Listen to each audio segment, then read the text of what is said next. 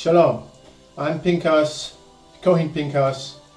I was born in Birmingham, Britain, and just over a year ago I relocated to Israel, and I'd like to introduce you to Rabbi Sheikh JaJa. My name is Rabbi Sheikh JaJa. I was born in Brooklyn, New York. 4 years ago I relocated to Israel, and today in this video we are going to go through my family's history and my connection to King JaJa. We're going to go over the lineage and the legacy. We're also going to go through the history of the Igbo people and through the agreements of oppression. These three things will show the connection of the Igbo people to the land of Israel and my history of my family throughout the generations. So I spent the last 19 years working in trust law in Birmingham, the UK. And a trust is simply a set of legal obligations that protects an asset, passing it from one generation to the next so that it remains in the bloodline without losses, and the family maintains control of the asset. This history, this story, for some people it's something historical to be studied, but for me this is personal. This is my family. This is my heritage. This is what's left of my legacy to be carried on now into the future. So let's begin. My father, his name is Robert. And then you have my grandfather, and he's pictured above here. I called him Grandpa, Papa. He died when I was also very young. And then we get to my great-grandfather, King JaJa. What I know of King JaJa personally is very little, bits and pieces, because his history is fragmented. So, about the stuff that happened within the continent of Africa, exactly, I'm not sure. But as for what is passed down through the family and what we have come and to learn, to come into, I'll share with you here. So I grew up in Brooklyn,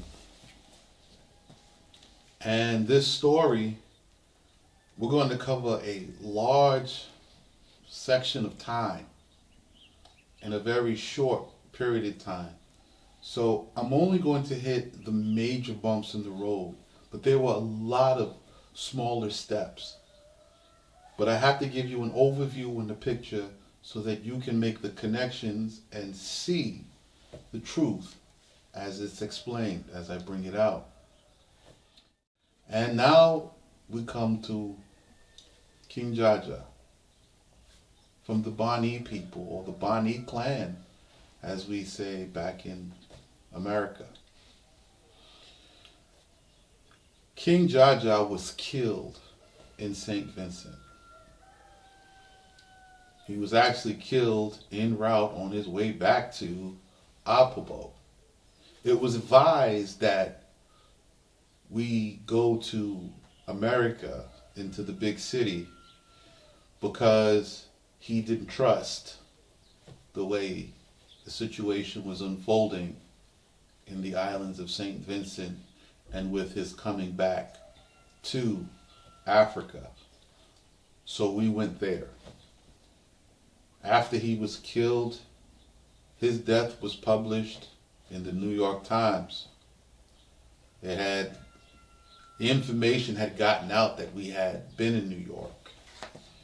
New York City is unlike any city in the world. A person can hide in plain sight, right in the public, and nobody not know because of the dense population of people. You can live and never meet your next door neighbor, and he's just 200 meters down the street, and you've never seen each other. So we stayed in New York. The family felt pretty safe there. At the time when JaJa was leaving to go back to Apobo, the British controlled the seas.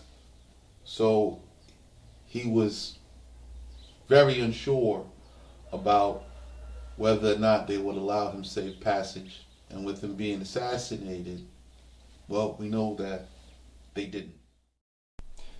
To understand what happened, we have to understand a little history, sovereign law, the history of the nations, and who the enemies are from the beginning. The law of kingdoms, or sovereign law, it works in two ways. To conquer a nation, you must either utterly defeat that nation, drive out and scatter its people, taking some as slaves, and bring the king into captivity. That's the first way. It is the most barbaric of ways to conquer a nation or to subdue a people. The second way, however, is a way common amongst national families, in which a small battle may ensue, or an agreement is made, and one nation keeps its land and its ruler, but the ruler becomes subject to the greater nation and the greater rulership. You'll see what I mean by this next clip. If mine wins, you can keep your throne, but Thessaly falls under my command to fight with me whenever I call. I'm going to begin with the Concordat of 1801. A Concordat is an agreement between the Vatican and a state or country. The 1801 Concordat between France, Britain and Vatican had certain results which you're going to hear about throughout this presentation. A Concordat is a sovereign document issued between the Vatican and the nation or country, reorganizing that nation under the Vatican's powers. The Vatican's powers are sovereignty, law, executive, legislature, judiciary, elections, college of cardinals, such as churches and Christianity, and foreign relations. In the Concordat of 1801, between the Vatican, France and Britain, power was over the seas was transferred from France to Britain, enabling Britain to control, track and relocate and have dominion over the Igbo people and their lands in exile. So as Pincus just explained, this is the Vatican's move. But what was happening before 1801? Well, in 1611, it was the Vatican that mandated that the King James be the exclusive refined text throughout the world. This would be the foundation of the teachings and doctrines sanctioned by the Vatican itself. In 1619, slavery and the transatlantic slave trade began in America. Now, 1611, the King James. 1619, transatlantic slave trade. We know that slavery in England began before these dates. These dates were also, all of these times before 1611 were all mandated and being controlled by the Vatican and Spain. And Spain's involvement in the transport of slaves, which was the big business of the Portuguese. Rome. Why Rome? And why has Rome had such a deep hatred for the Israelites, the Igbo people? For that, we're going to have to go all the way back to the beginning. And we're going to have to look at some of the history books. I hold in my hand the entire unedited history of the Israelites, written by us from the time of the Exodus all the way up until 70 AD, when we were exiled, and our accurate involvement, how our nation fell.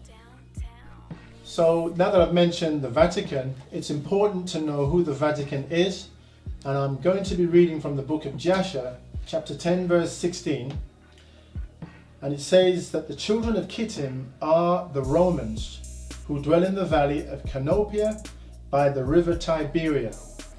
Chapter 90, verses 28 to 30 reads, King Albianus took his army against the inhabitants of Britain and Germany, the children of Elisha, son of Javan, and he prevailed over them and made them pay taxes. He then heard that Edom had revolted from under the hand of Kittim, and Latinus went to them and smote them and subdued them, and placed them under the hand of the children of Kittim. And Edom became one kingdom with the children of Kittim. So since that time, the children of Rome and the children of Esau, the Edomites, have been one people until today. During that time, we had just entered into the land of Israel and began to settle. So now we know from these major documents who the major players are. You have Britain and Germany, you have Rome, you have Edom. Now, this time that we were just coming out in the Exodus and just coming into the land with Joshua, you'll see that it was Edom that was defeated by the British and then placed under the hand of Rome. And they began to unite and become one kingdom. And they remained one kingdom. So King Albianus was in charge first. And he had Rome under subjection. Rome will eventually overturn that with the unification of Edom later. So to understand where Edom is, we have to take a look at the geographic location given for the land of Esau. In the book of Joshua, chapter 15, and verse 1, you'll see that Esau's land is located to the south of Judah. Never changed, they never lost their land. Remember what I told you about the two ways to conquer a nation. The two ways are, one, you either go in and utterly destroy the nation, its cities, its land, everything, scattering the people, taking some as slaves, and capturing the king. The second way, you allow the king to remain in his land. He is just under your rulership and leadership, and you're following him, and he continues to govern his people. So, Saudi Arabia is in the south, they're still on their land. You've seen the definitions and the powers of what a concordat is, the powers of the Vatican, and this gives the transfer of the seas to Britain. Britain and the Roman papacy begin tracking Igbo settlements, and this is documented by Bill Crowther in the book King JaJa of the Niger Delta. Is also tracking that the legislative branch of the Hebrews or the Igbos are in Nigeria, and that the other families and other branches of the river states, that where's the priesthood and what's the religious practice and who is where, what are they looking for. The British are taking exacting pains and taking censuses and painstaking information to gather for the Vatican to find something. Well, in detail, they were tracking the princes and the priesthood. The settlements and the regions are all categorized and cataloged with detail. The images and the bloodlines of all ruling family tribes and priests as well. The enemies of the Igbo people are France, Britain, Rome, the Saudis, and even, in part, with Christianity. The agreements that were made to continue the Roman oppression from the exile of Judah in 70 AD led all the way up to this concorded agreement. Rome overturned what King Albius set up in 43 AD. In 43 AD, it is documented by the Vatican that they had conquered Rome. The Britain's army is recorded in the Old Testament. So we have to know, why are the Britons coming after the Edomites during the time of the Exodus, and what is their big beef against us even here today? For that, we have to go a little further back so that we can proceed forward with our presentation. And we're going to look to our forefather, Isaac. Now, looking at Isaac, we're going to go back to Isaac at the Well of Oath. And this is from Book of Jubilees, chapter 24, and verse 26. And he called the name of that place the Well of Oath. For there he had sworn to Abimelech and Ahuzeth, his friend, and Pekol, the prefect, the priest, or his host. And Isaac knew that day that under constraint he had sworn to them to make peace with them. So Isaac is outnumbered, and being outnumbered and forced to get into an agreement, he agrees. Isaac, on that day, cursed the Philistines. Right? So now this is Isaac's curse. We're going to see it play out from the past information and moving forward into future information. And said, this is Isaac's curse.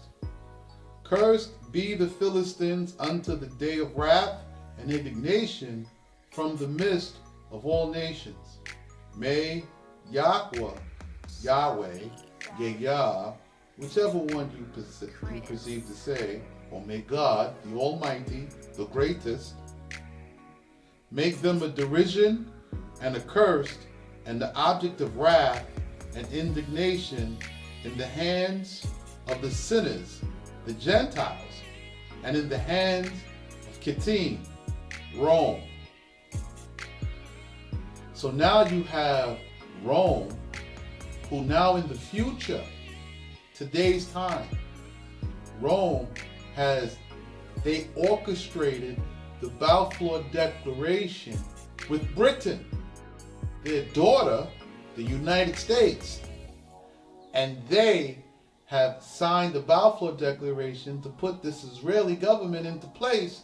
And the Israeli government has punished the Philistines, the Palestinians, even now to this day. Isaac then goes on to say in verse 29, and whoever escapes the sword of the enemy and the Kittim, the Romans. So whoever escapes the war, you get out from their enemies, to get out from their exiles, to get out from their governments, to come back to the customs and traditions, back to the family of Abraham.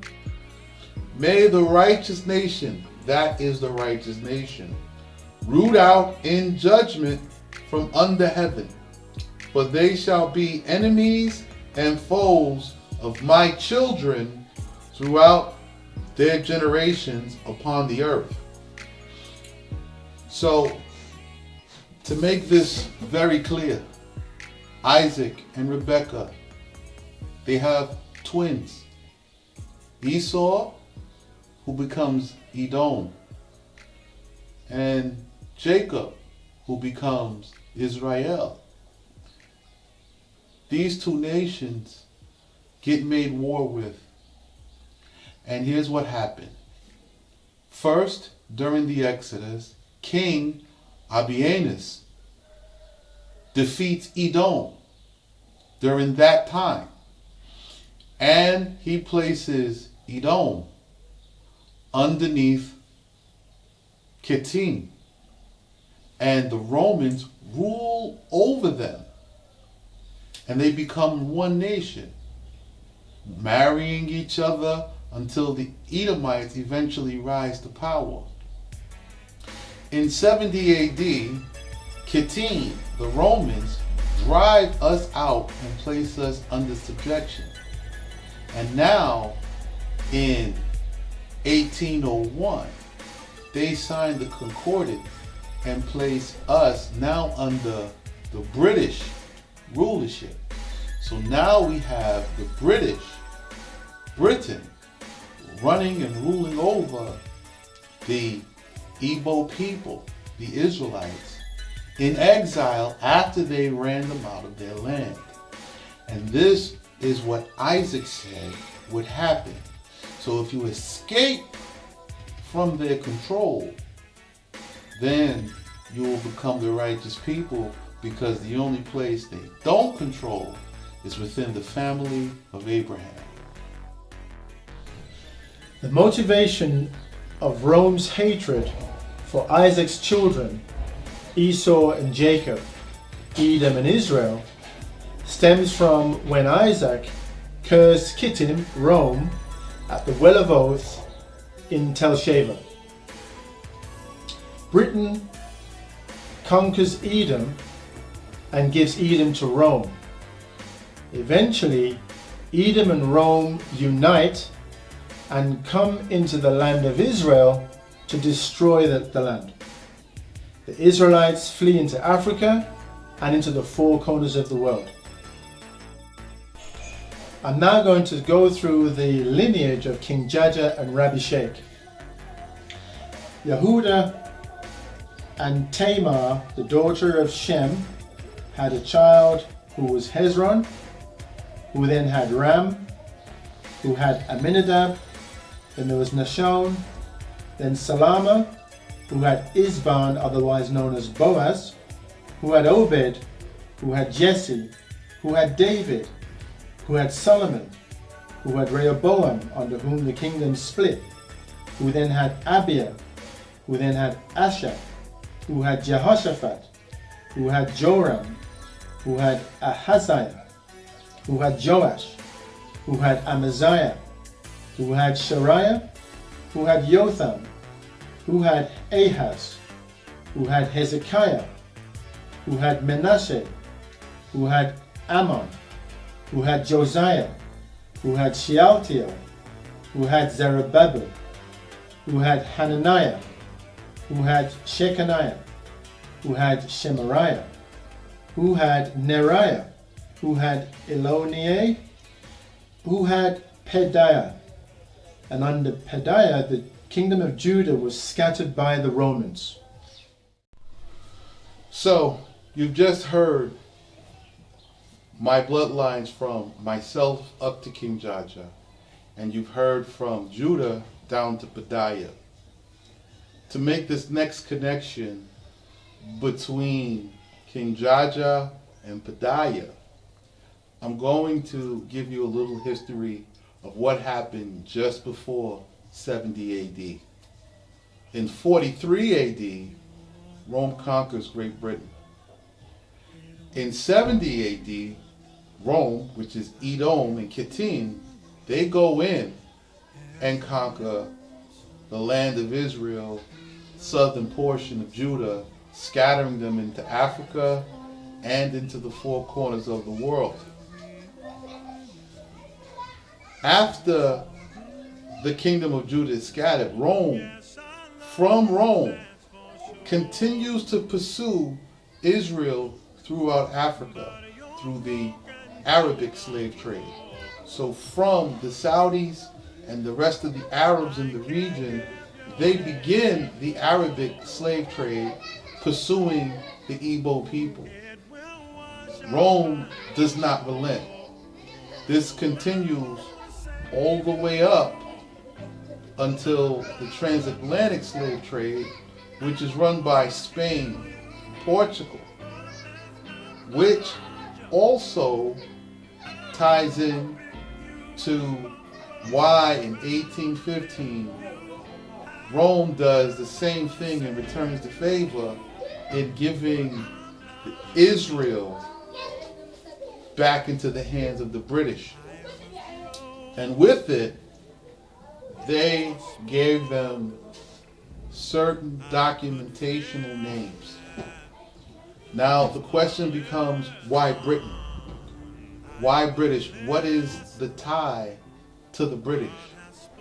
And to bring you into the tie of the British, I have to take you back to the beginning with Abraham. You see, Abraham lived in Babylon. Babylon is a big place. All the nations pretty much are gathered there. That's all the people. But the peoples are still kind of separated into sections, each one having a city. There were 5 cities in total. Now, the city right above the Euphrates is known as Ur. Ur is a certain people. And it says it's Ur of the Chaldees. So we know that Abraham lived in Ur with the Chaldeans. Who are the Chaldeans? Euro is the money, the currency. Europe is the location, the geographical position of where they're situated, and Europeans are the peoples of Europe. There you have it. Your Europeans. This is where the Britons come from. Saxons, the Britons. These people migrated from Chaldees into where it is now called Britain. Now, these nations and peoples are marked throughout our history books as Chaldeans. You'll find them with Isaac, within the context of the books of Jubilee and Jasher listed as Germania, and Britannia. They're the Chaldeans. Abraham leaves from Ur of the Chaldees. He comes to this land. Now at this time, all of the Igbo people taken into slaves in captivity are scattered throughout the provinces owned by the Britons, the Chaldeans, once again. So when you talk about the Babylonian captivity and my blood lineage, I have to connect Pedaiah to King JaJa. So I'm going to begin with Josiah. We're all pretty familiar with one of the youngest to ever be installed as king. Josiah falls to the Babylonians. Josiah falls to the Babylonians, and Eliakim, Josiah's son's name, is changed to Jehoiakim. Jehoiakim falls, and you get a king or a father that is not appointed to the kingship, Shealtiel. Shealtiel has a son, Zerubbabel. I want to take this moment in this documentary of my history for you to all take a look at the Behest and Stealer. This stone artifact sits in Persia today. It shows King Darius as a great king taking the Israelites into captivity. I want you to look at and pay special attention to this last guy and what he's wearing. And the family photo of King JaJa. You notice anything similar? How about this little pointy hat? This sign of monarchy from the Israelites. So Ezra catalogs again the lineage, the families, and the peoples of Israel that come out at this time from Babel. Some stay behind. Those who come out are listed within the books of Ezra. And there is where you'll find the Bani people, the Igbos, listed by family and tribes once again. Well, Zerubbabel in the Igbo language is Ozorumbo. This is exactly what Britain is looking for. So when the Vatican hands over the 1815 mandate to Britain and its corresponding nations throughout its realm, they are pursuing and searching for this family inside Africa. And this is where they tracked down and targeted King JaJa. In this book, King JaJa, the Niger Delta, you will see right in the table of contents the victim. This shows that the British nation knew who they were tracking, because you see an extensive history throughout the first chapter of the book leading to the capture of King JaJa. I'm going to read some excerpts from what the British have printed about King JaJa and his history. This is coming from them, and I'm going to interject some questions. King JaJa, Jubo Juboga, otherwise known as Obed Daya, from the clan, and his father's name was Ozurumbo. King JaJa is kidnapped 2 times. The first time at age 12. At age 12, he's kidnapped and made a Bani slave, according to their documentation, and begins dealings with the British.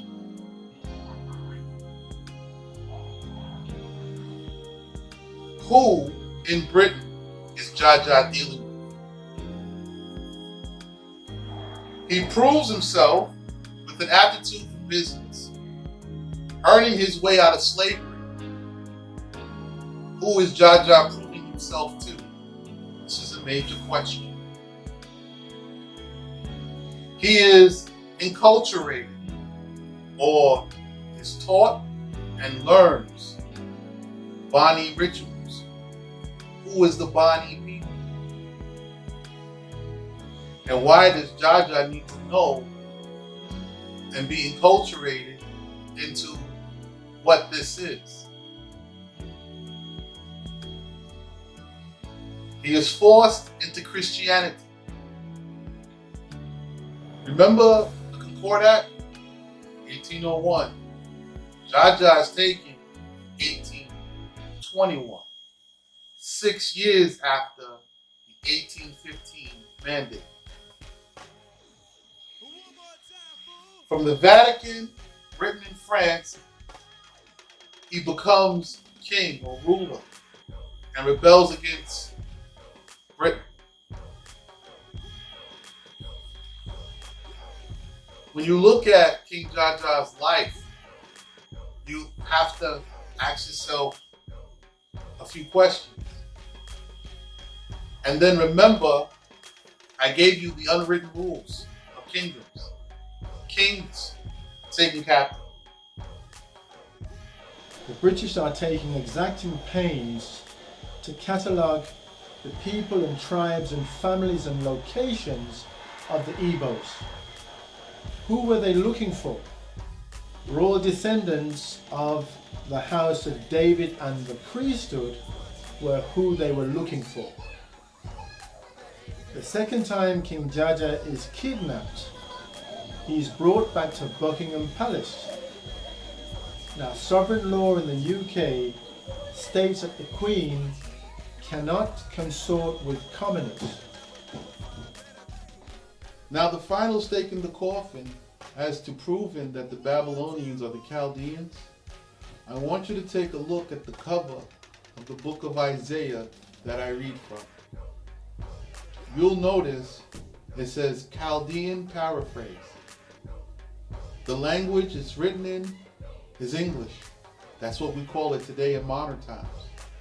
But if you scroll down the page, this Chaldean paraphrase is housed and issued to London. So JaJa has been with the Queen. When he was targeted, brought to England and taught, again, by mandate of the Queen. Now the second time King JaJa is kidnapped, JaJa stays as a guest in Buckingham's house. After some argument and some disagreement, he's exiled to St. Vincent. From there, my family, we migrated to New York. And from New York, I escaped to live in Israel among my people, the Ishmaelites, Sheikh Aid. From the family of Abida, of Midian, the son of Abraham, where I met Bishop Ogle and reconnected to my people, the Igbo, the Israelites, who were exiled. Now, when you're exiled, there's some things that need to be reconnected. I connected JaJa to Zerubbabel and the Ozurumba family. So let me give the lineage again with this full connection from the Chaldeans. Shealtiel gave birth to Zerubbabel. Ozurumbo in the Igbo language. The family house in the father's name, the Most High's elect. With Ezra under the kingdom of Darius in the Medo-Persian captivity. Then you have Hananiah of the house of Ozurumbo, Shechaniah of the house of Ozurumbo, and Shemaiah of the house of Ozurumbo, of Nuriah of the house of Ozurumbo, of Elionai of the house of Ozurumbo, and Pedaiah in the house of Ozurumbo. In Ezra chapter 2, verse 10, the children of Bani, 642 that came out of the captivity. How exiles are done. Nebuchadnezzar in 2 Kings 24 and 15 exiled Jehoiakim to Babylon. So Nebuchadnezzar, king of Babylon, the Chaldean, takes Jehoiakim out from his land and brings him into a Babylonian province. He also exiled the queen mother, the king's wives, the officials, and the land's elite leaders from Jerusalem to Babylon. Same people, same tactics. In 1 Maccabees chapter 1, verse 1, Alexander was Philip's son, a Macedonian, one of the Western peoples, known as the Kittine, Rome. After Alexander became king of Greece, he defeated King Darius, who ruled over the Persians and the Medes. By doing so, Alexander greatly enlarged his realm. So you have the Babylonian captivity is taken over by the Assyrian captivity. Captivity is taken over by Alexander the Roman, which begins this Greco-Roman with Alexander being a Roman citizen. He still has Roman allegiances. And when Alexander dies, his 4 generals and their armies maintain and stay in the region. So when the Romans come in with their armies, they don't leave. They pledge their allegiance. The mine wins, you can keep your throne, but Thessaly falls under my command to fight with me whenever I call. You take over a kingdom in 2 ways. One, conquer them, utterly drive them out, take the people and make them slaves as you capture them. You utterly destroy the land and everything. This one, the land is hard to live in and hard to inhabit. People don't want to come from a civilization to starting over in desolation. Or 2, you subdue the king, bring him under your rulership. This is what happens to Alexander. And when the Romans come in, it goes from the Greek captivity or the Javanese into the Roman captivity. And the Romans, at the fall of Rome, the fall of Rome is not where Rome fell. It's when the kingship transferred from a Roman to an Edomite and left from Rome and went back to Edom, which is Saudi Arabia. And they left the administration in the Vatican.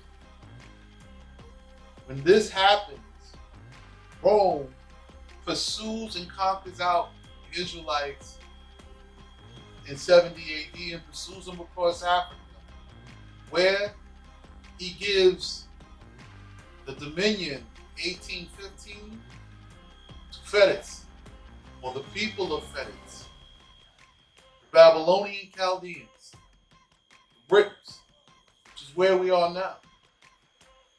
That's the close of this video. I want to thank you for watching. Thank you, Bishop Obu. Again, this to me has been very personal. I hope you all receive it, and all of the information presented in this video is not hidden. It's public record. You can go to Google and look up the 1801 Concordat, the 1815 Vienna with the Pope and the Vatican. You can look up the books that I've given you, King JaJa and the Niger Delta, and you will see all the evidences, public record. If you want to hide the truth, hide it in plain sight, where nobody will see it.